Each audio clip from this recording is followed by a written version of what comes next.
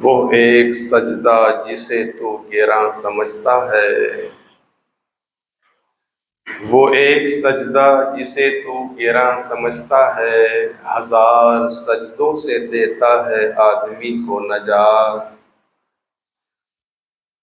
نماز صرف یہ نہیں کہ سجود و قیام بن کے رہے،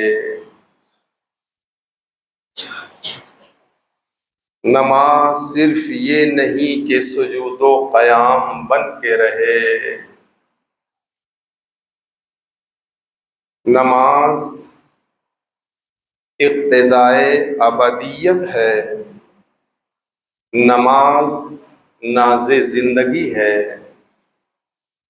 نماز ناز بندگی ہے، نماز معراج رسول ہے، نماز قلب رسول کا قرار ہے، نماز نگاہ مصطفیٰ کی ٹھنڈک ہے۔ نماز کا جتنا بھی احترام کیا جائے کم ہے، نماز کے بارے میں جتنی بھی دعوت دی جائے کم ہے۔ نماز چہرے کے نور کا ذریعہ ہے، نماز خیر و برکت کے نزول کا ذریعہ ہے، نماز دنیا اور آخرت کی کامیابی کا ذریعہ ہے، نماز ایمان والوں کے لیے فلاح دارین کا ذریعہ ہے۔ جیسا کہ رب تبارک و تعالیٰ نے قرآن کریم میں ارشاد فرمایا، یتساءلون عن المجرمین ما سلککم فی سقر قالوا لم نک من المصلین ولم نک نطعم المسکین۔ اللہ رب العزت نے قرآن کریم میں ارشاد فرمایا کہ جب جنتی جنت میں چلے جائیں گے اور جہنمی جہنم میں چلے جائیں گے تو اہل جنت دوزخیوں سے پوچھیں گے، یتساءلون عن المجرمین، اہل جنت مجرمین سے یعنی اہل دوزخ سے پوچھیں گے کہ کیا وجہ ہے کہ تم جہنم کے بدترین عذاب میں پہنچ گئے؟ وہ کون سی چیز ہے جو تمہیں جہنم کے عذاب میں لے گئی؟ جہنم کے عمیق غار میں تمہیں پہنچانے والی کون سی چیز ہے؟ ما سلککم فی سقر، تمہیں جہنم میں لے جانے والی کون سی چیز ہے؟ کس بنیاد پر تم جہنم میں گئے؟ قالوا لم نک من المصلین، تو اہل دوزخ سے پکار کر کہیں گے، اس کی دو وجہ ہے۔ جہنم کے عمیق غار میں پہنچنے کی دو وجہ ہے، سخت ترین عذاب میں مبتلا ہونے کی دو وجہ ہے، اس کا دو سبب ہے۔ ایک وجہ تو یہ ہے لم نکو من المصلین، ہم نماز نہیں پڑھا کرتے تھے۔ اللہ اکبر۔ جس رب نے ہمیں زندگی عطا فرمائی اور صرف زندگی ہی نہیں عطا فرمائی، زندگی میں آرام اور چین عطا فرمایا اور عزت و عظمت کے سارے سامان جس رب نے ہمیں فراہم کیے، ہم دنیا میں بھول گئے تھے کہ ہمیں اس کا سجدہ بھی کرنا چاہیے، ہمیں خیال ہی نہیں آتا تھا کہ ہمارا کوئی رب ہے اور ہم اس کے بندے ہیں، اس کی بارگاہ میں ہمیں سجدہ ریز بھی ہونا چاہیے۔ ہم دنیا میں ایسا مگن تھے، دنیا کی ہمہ ہمی میں ایسے گم تھے کہ ہمیں خیال ہی نہیں آتا تھا کہ ہمارا کوئی رب ہے، اس کی بارگاہ میں جا کر ہمیں سجدہ ریز ہونا چاہیے۔ تو ایک وجہ تو یہ ہوگی کہ جہنمی بیان کریں گے لم نکو من المصلین، ہم نماز نہیں پڑھا کرتے تھے، ہم نماز سے دور رہتے تھے، نماز کا ہمیں خیال ہی نہیں آتا تھا۔ اور دوسرا سبب یہ ہوگا وَلَمْ نَكُ نُطْعِمُ الْمِسْكِينَ، اور ہم بھوکھوں کو کھانا نہیں کھلایا کرتے تھے، خود تو آسودہ ہو کر کھاتے تھے، دونوں وقت پیٹ بھر کر کے کھاتے تھے، مگر ہمیں کبھی غریبوں کا خیال نہیں آتا تھا، کبھی ہمیں مسکینوں کا خیال نہیں آتا تھا۔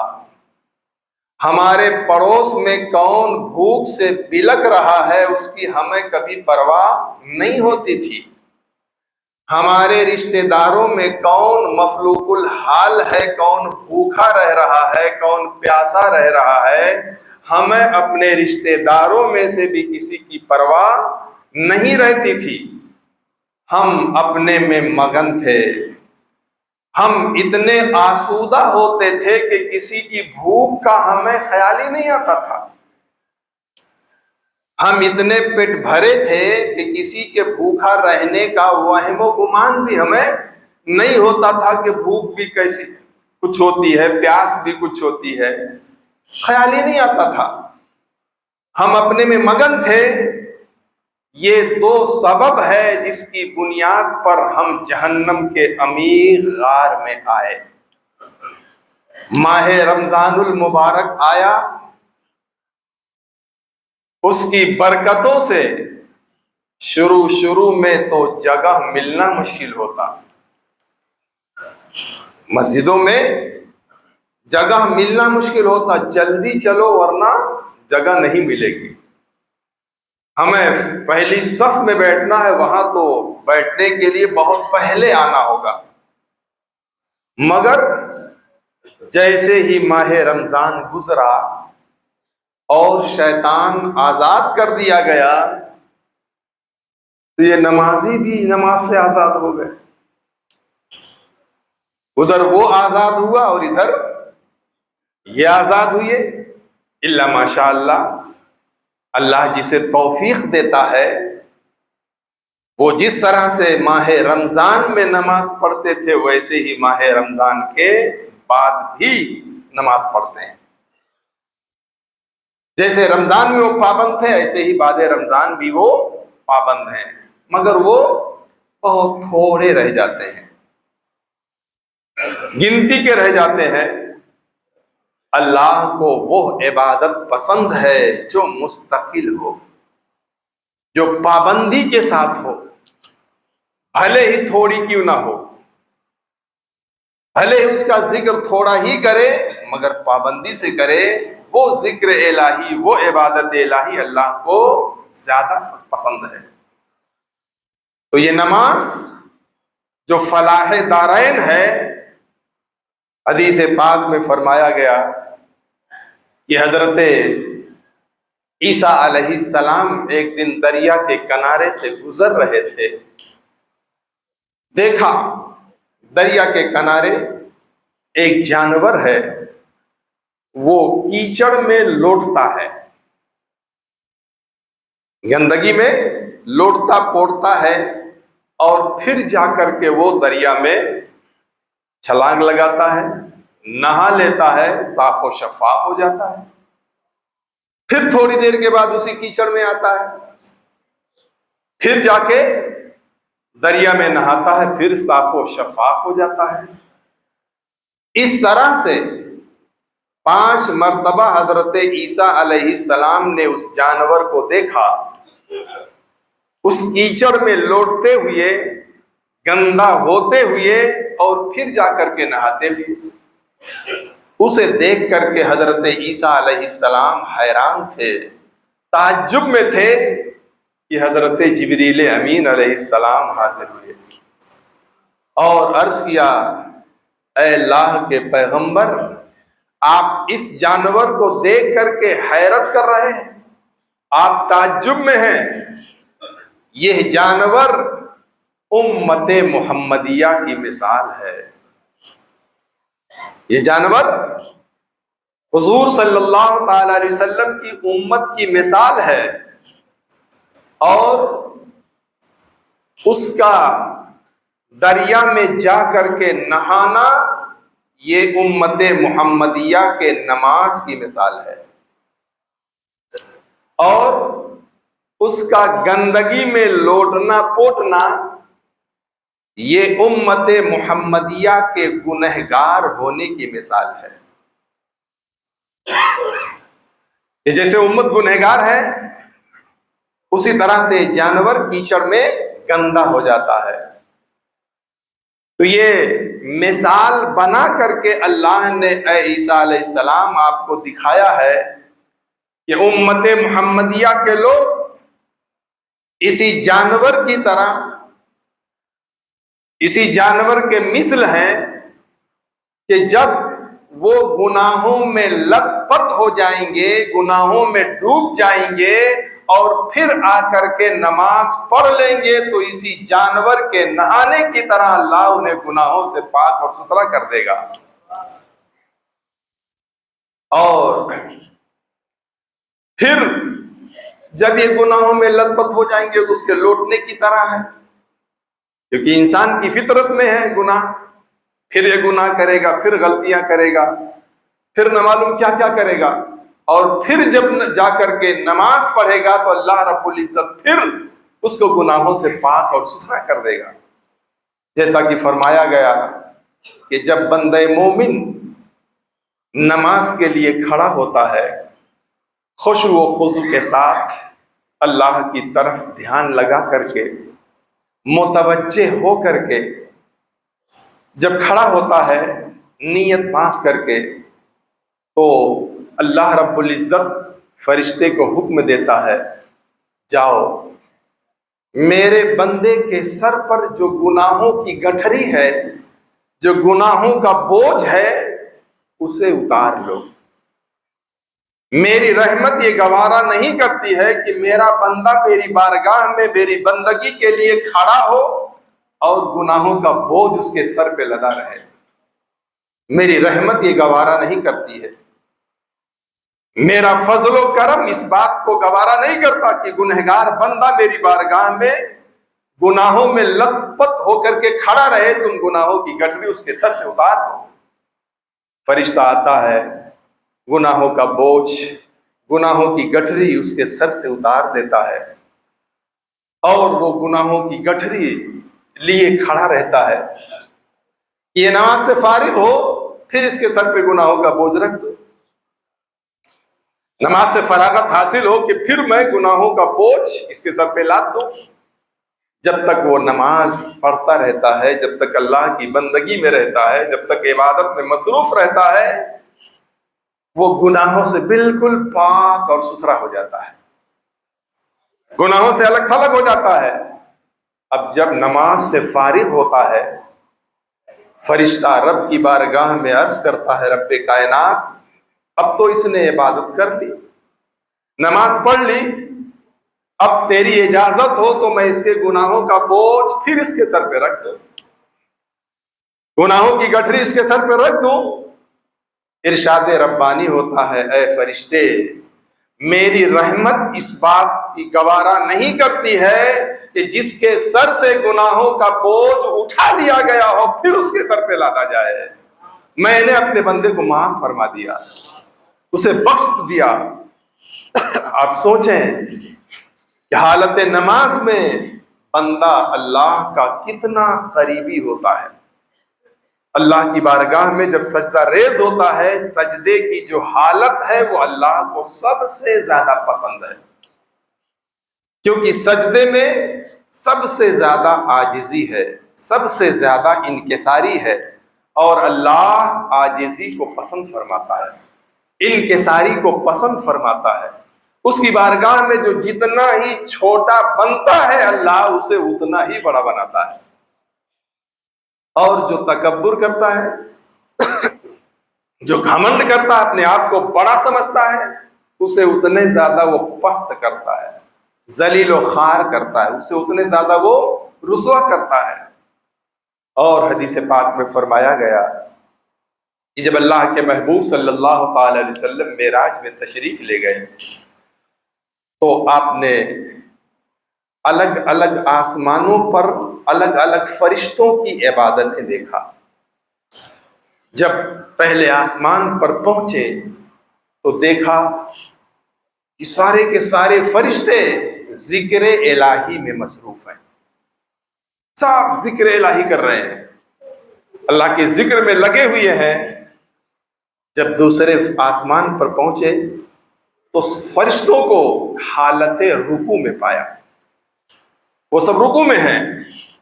اسی طرح سے ساتوں آسمان پر جب آپ تشریف لے گئے تو الگ الگ آسمانوں پر فرشتوں کو الگ الگ انداز میں اللہ کی عبادت و بندگی کرتے دیکھا۔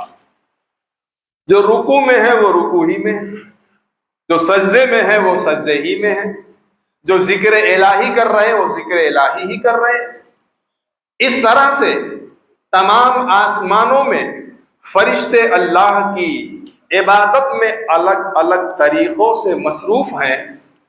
تو حضور سرور عالم صلی اللہ علیہ وسلم کے دل میں خیال آیا کہ کاش میری امت کے لیے ایسی کوئی عبادت ہوتی، ایسی بندگی ہوتی کہ جس میں تمام فرشتوں کی یہ ساری بندگیاں شامل ہو جائیں، ذکر الہی بھی آ جائے، رکوع بھی آ جائے، سجدہ بھی آ جائے، قیام بھی آ جائے، قرات بھی آ جائے، اور جتنے فرشتے جس انداز میں عبادت میں مصروف ہیں وہ سارے طریقے، وہ سارا انداز اس عبادت میں آ جائے۔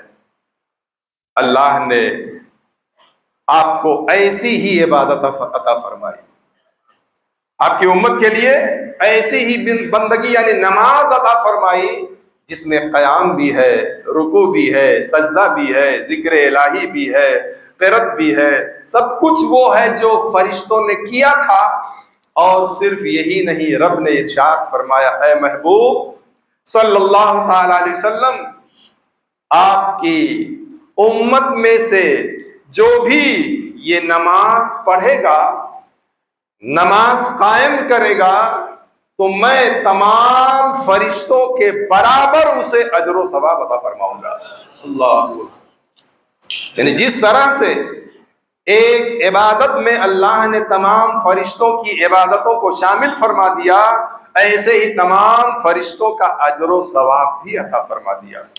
کتنا سعادت مند ہے وہ بندہ جو رب کی بارگاہ میں حاضر ہو اور اس کی بندگی کرے اور تمام فرشتوں کے برابر اللہ اسے اجر و ثواب عطا فرمائے۔ اور حدیث پاک میں فرمایا گیا، اللہ کے رسول صلی اللہ علیہ وسلم نے ارشاد فرمایا، من حافظ علیہا یکن لہ نورا و برہانا و نجاتا یوم القیامہ ومن لم یحافظ علیہا لم یکن لہ نور ولا برہان ولا نجات وکان یوم القیامۃ مع فرعون و ہامان و ابی بن خلف۔ اللہ اکبر۔ اللہ کے محبوب صلی اللہ علیہ وسلم نے ارشاد فرمایا کہ جس نے نماز کی محافظت کیا، نماز کی پابندی کیا، تو یہ نماز کی پابندی اس کے لیے قیامت کے دن نجات کا ذریعہ ہوگی۔ یہ نماز کی پابندی اس کے لیے، اس کے ایمان کے لیے حساب کے وقت دلیل اور برہان ہوگی، اور یہی نماز اس کے لیے قیامت کے دن نجات کا ذریعہ بنے گی، دلیل بنے گی۔ اور ارشاد فرمایا کہ جس نے نماز کی محافظت نہیں کیا. محافظت کا مطلب پابندی سے پڑھنا. ایسا نہیں کہ جب دل میں آیا تو پڑھ لیا, نہیں آیا تو کوئی بات نہیں, جگ رہے تو پڑھ لیا, سو گئے تو سو گئے. نہیں, نماز کی پابندی کرے. تو فرمایا وَمَن لَمْ يُحَافِظْ عَلَيْهَا, اور جس نے نماز کی محافظت نہیں کیا, یعنی پابندی سے نہیں پڑھا, تو اس کے لیے قیامت کے دن نہ تو نجات ہوگی اور نہ ہی اس کے لیے دلیل ہوگی نماز, اور نہ ہی اس کے لیے نجات کا راستہ ہوگی. جس نے محافظت نہیں کیا اس کے لیے کچھ نہیں, جیسا کہ ابھی آپ نے قرآن پاک کی آیت کے ذریعے سنا. جہنمی جہنم میں جانے کی ایک وجہ نماز کا نہ پڑھنا, نماز کی محافظت نہ کرنا. اور آگے ارشاد فرمایا اللہ کے رسول صلی اللہ تعالی علیہ وسلم نے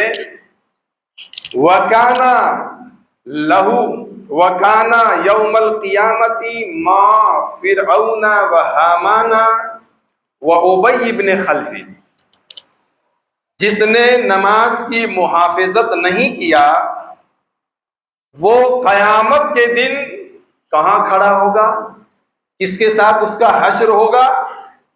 فرعون کے ساتھ, حامان کے ساتھ, اور ابی ابن خلف کے ساتھ. آپ ذرا سوچیں, یہ معمولی بات ہے؟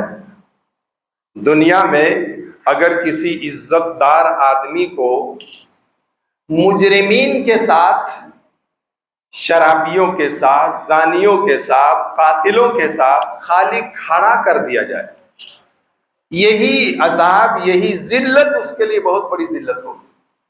اگر کچھ نہ بھی ہو سزا, خالی کھڑا کر دیا جائے تو بڑی رسوائی کی بات ہوگی کسی شریف آدمی کو ایسے لوگوں کے ساتھ. تو قیامت کے دن جس نے نماز کی محافظت نہیں کیا ہے, بے نمازی ہے, اسے کس کے ساتھ کھڑا کیا جائے گا؟ فرعون کے ساتھ, حامان کے ساتھ. فرعون کو تو سب جانتے ہیں, وہ ظالم جس نے خدائی کا دعویٰ کیا اور قہر الہی میں مبتلا ہوا اور اسے اپنی فوج کے ساتھ ڈبو دیا گیا. اور حامان یہ اسی فرعون کا وزیر تھا, یہی وہ ظالم تھا کہ فرعون نے کئی بار ارادہ کیا ایمان لانے کا, مگر یہ حامان, یہ مردود تھا, اسی نے روکا, اسی نے منع کیا. ایک بار تو باقاعدہ فرعون نے ارادہ بنا لیا موسیٰ علیہ السلام کے دعوت پر, اور کہا کہ بس میں اپنے وزیر سے مشورہ کر لوں تو میں ایمان لے آؤں گا.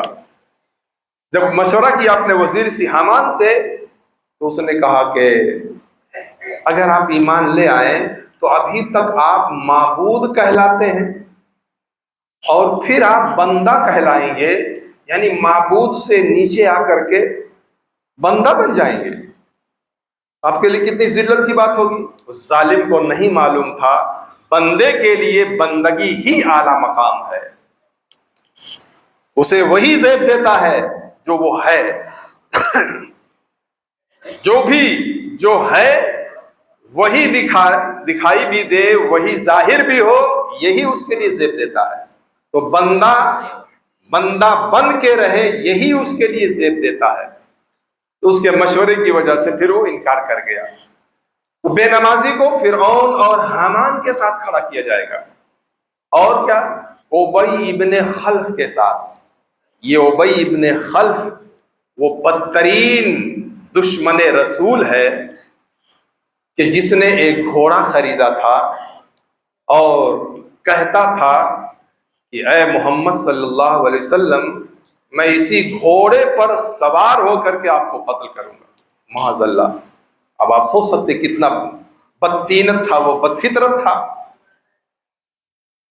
حتیٰ کہ جنگ احد میں اس نے بڑی کوشش کیا, صحابہ کرام نے اسے قتل کرنے کا موقع بھی پایا, مگر حضور صلی اللہ علیہ وسلم نے منع فرمایا. اور فرمایا اس ظالم کو میں اپنے ہاتھوں سے قتل کروں گا۔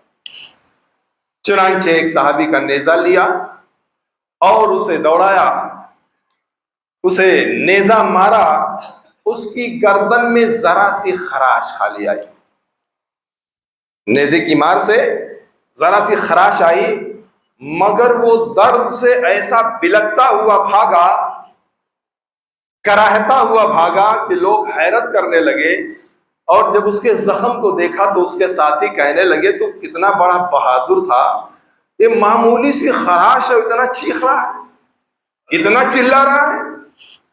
ابی ابن خلف نے کہا تمہیں نہیں معلوم ہے یہ محمد صلی اللہ علیہ وسلم کی مار ہے، اور مجھے جس قدر درد ہو رہا ہے، تکلیف ہو رہی ہے، اگر میرے درد کو بانٹ دیا جائے پورے لشکر میں تو سارا لشکر ہلاک ہو جائے گا، اتنا مجھے درد ہو رہا ہے۔ حتیٰ کہ اسی درد میں تڑپتے ہوئے بلکتے ہوئے وہ ہلاک ہو گیا۔ تو اللہ کے رسول صلی اللہ علیہ وسلم نے فرمایا کہ سب سے بدترین وہ انسان ہے کہ جس نے کسی نبی کو شہید کیا ہو، اور یہ کارنامہ کس نے انجام دیا ہے؟ یہودی نے انجام دیا ہے۔ یعنی کسی نبی کو شہید کرنے کی جو بات ہے وہ یہودیوں کا کارنامہ ہے۔ ایک نہیں، نہ معلوم کتنے انبیاء کرام کو ان ظالموں نے شہید کیا۔ حضرت زکریا علیہ السلام کو شہید کرنے والے یہی یہودی، حضرت یحییٰ علیہ السلام کو شہید کرنے والے یہی یہودی، اس طرح سینکڑوں انبیاء کرام کو ان ظالموں نے شہید کیا۔ تو اللہ کے رسول صلی اللہ علیہ وسلم نے فرمایا کہ انسانوں میں بدترین انسان وہ ہے جو کسی نبی کو شہید کرے، اور تمام انسانوں میں بدترین انسان وہ ہے جسے کوئی نبی قتل کرے۔ تو ابی ابن خلف یہ ان بدترین انسانوں میں سے ہے جسے حضور صلی اللہ تعالی علیہ وسلم نے قتل کیا۔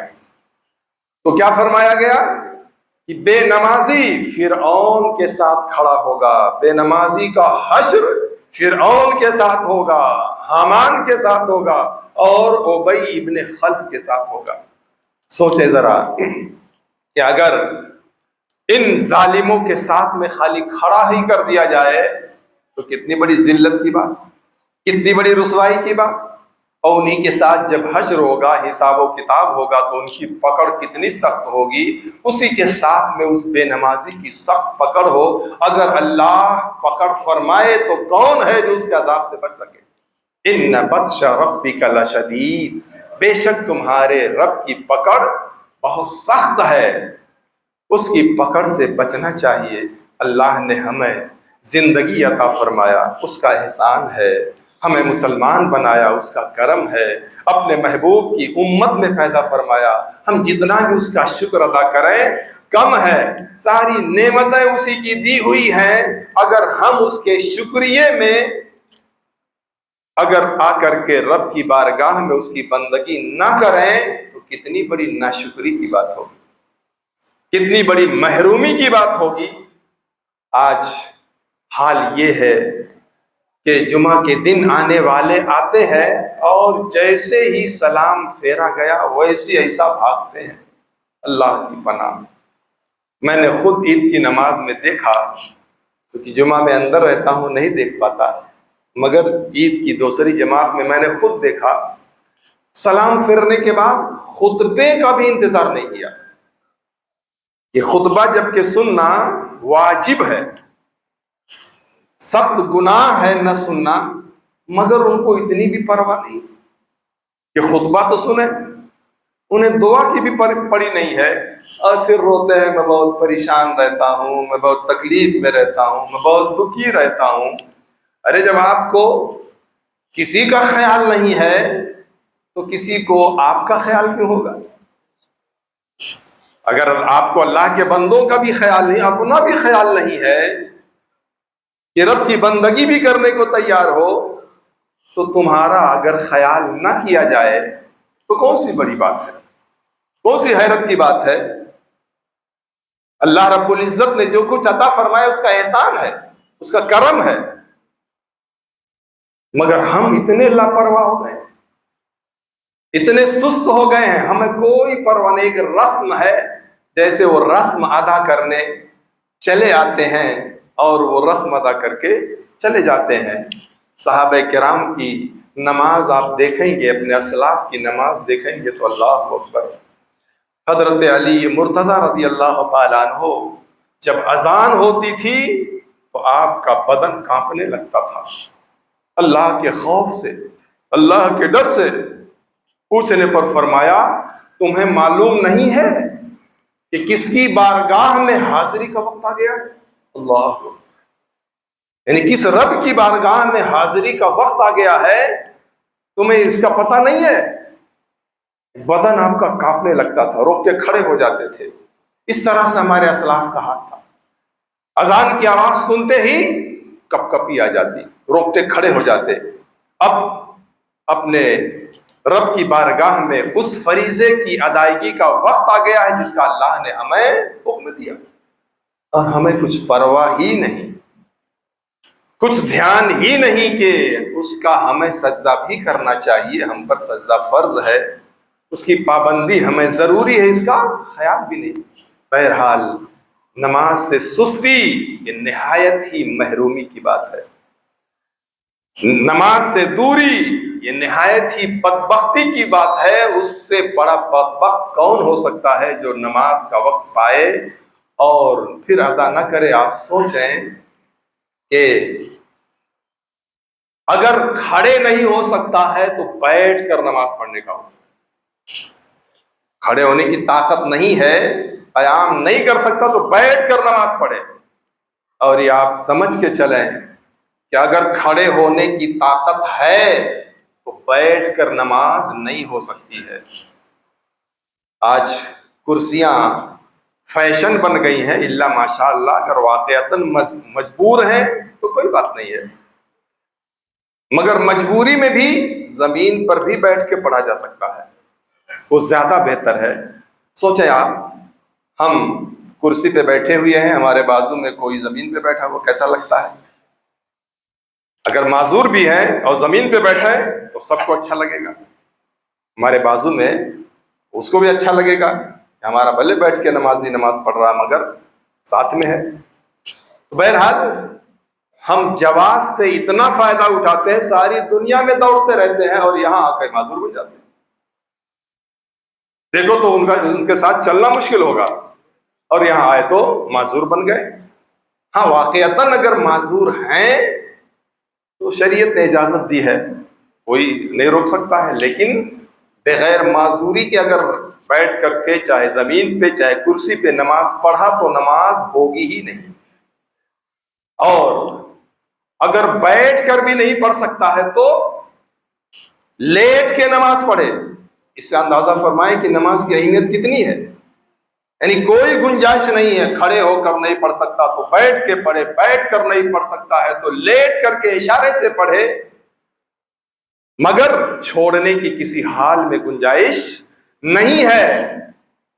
حتیٰ کہ جنگ میں جب دشمنوں سے مقابلہ ہو اس حال میں بھی نماز تو نماز ہے، جماعت ترک کرنے کی اجازت نہیں ہے۔